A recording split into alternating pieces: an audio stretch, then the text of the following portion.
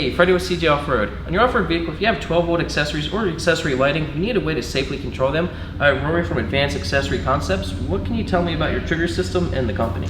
Well, the trigger system itself is a 4-circuit switch box or source unit, which controls all your 12-volt accessories wirelessly. So what we have is a box that's die-cast aluminum. You mount under the hood. Nice. It's fully potted, IP67 waterproof rated, so that means you can mount it under the hood, fully waterproof, no problems. Mount it on the side of a submarine if you want. Nice. So 2 30 amp outputs, 2 10 amp outputs. That'll cover 99% of the lighting accessories on the market and most of your compressors, lockers, things of that nature. If you need something for a little more amperage, you just put a powered relay in line and you're good to go.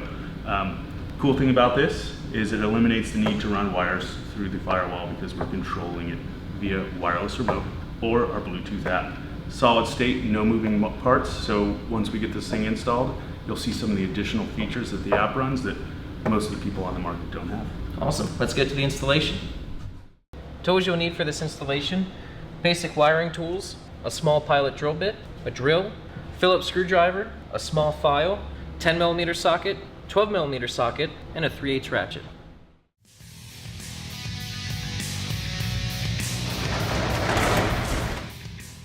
Alright, so we're about ready to install this. What's the first thing we need to do with this? The first thing we want to do is find a mounting location.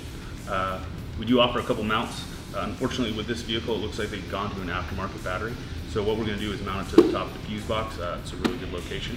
Then we want to find power and ground. This is our trigger wire or ignition wire. You want to run this to a fuse or the hot side of a fuse, so it's keyed off of the accessory. That's what we recommend, so your lights and the unit isn't always hot. You can run it off the hot side of the battery so you can control your accessories while the key is off. However, we recommend that you find a keyed fuse or ignition source. Alright, let's get to it. Perfect. The first thing we're going to do is mount this to our fuse panel. We're going to mark the holes with a center punch and then drill them out and install screws. Alright, we have our holes marked. We're going to drill this with it off of the fuse box because we don't want to damage any relays or fuse, so we're just going to drill it right on our table.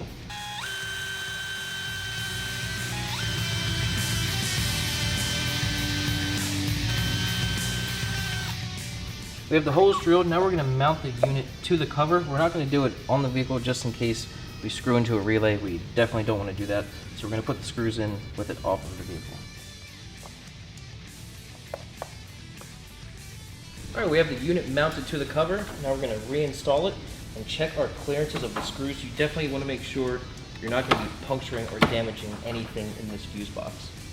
Okay, we have the trigger system mounted to our fuse panel. Now we're going to hook up the trigger wire. We're going to be using a fuse tap and hook this up to the rear heated seat fuse. It's going to be powered by the ignition and it'll just plug right in.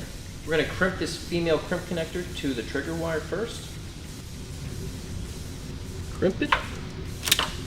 The fuse location we're going to be hooking this up to doesn't have a fuse right now, so we're going to be installing our fuse tap with a fuse and it'll just plug right in.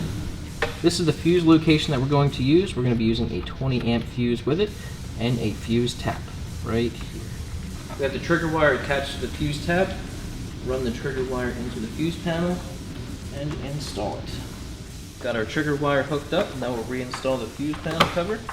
To make it easier to run the wire out of this fuse box, we're going to file a little notch inside of it. And the wire will lay right in that notch and the cover will snap on perfectly. Now we're going to do the power and ground wire. Install the blue sleeve, then the connector,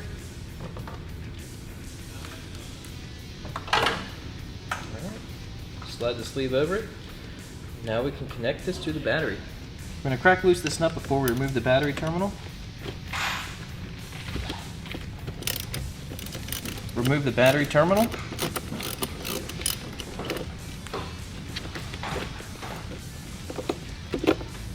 Do the same thing to the power side. Remove the nut on the positive terminal.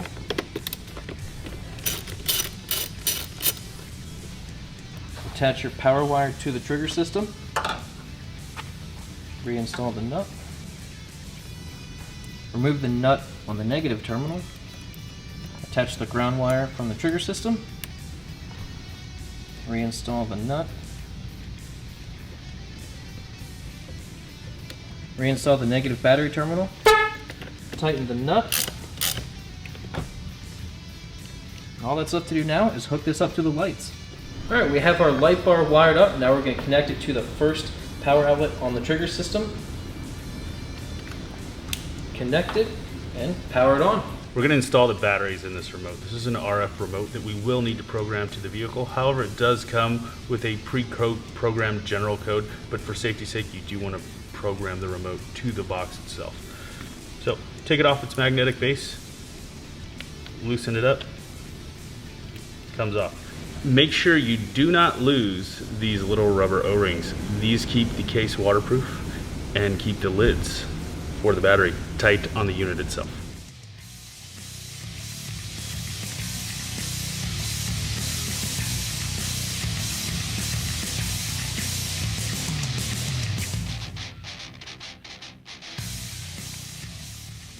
So we're going to program the RF remote to the box. While the unit itself out of the box will work and function, we want to do it so it has a locked RF password or code, so we don't have any interference from other rigs, or this will help if you're running multiple trigger units in one vehicle. So to start, you want to hold buttons 1 and 4 down on the trigger unit itself. Fourth circuit will flash and then come on solid.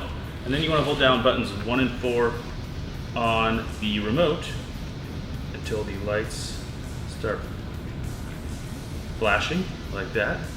And then you need to put in a generic passcode, 3 or more numbers. So I'm going to go 11444, and then hold down buttons 1 and 4 until the lights shut off.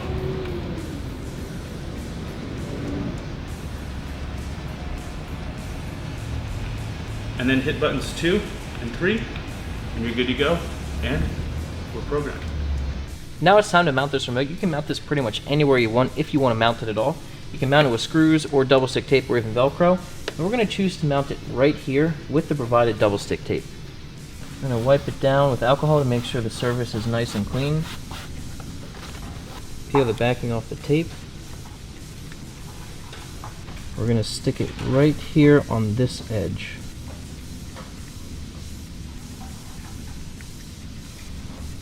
Press it on there and hold it for about 30 seconds to make sure it stays, and then your installation is finished.